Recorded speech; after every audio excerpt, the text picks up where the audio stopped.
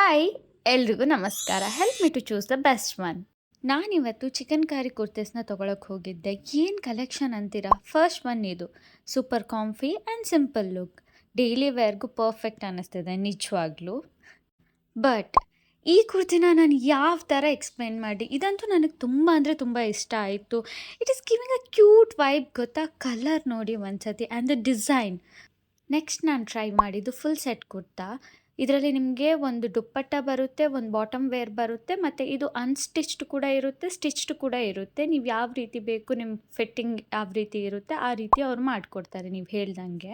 Just look at the designs. ಇದು ಎಲ್ಲನೂ hand made ಆಗಿದೆ. ಎಷ್ಟು ಚೆನ್ನಾಗಿ ಎತ್ನಿಕ್ ವೈಬ್ನ ಕೊಡ್ತಿದೆ ಅಲ್ವಾ?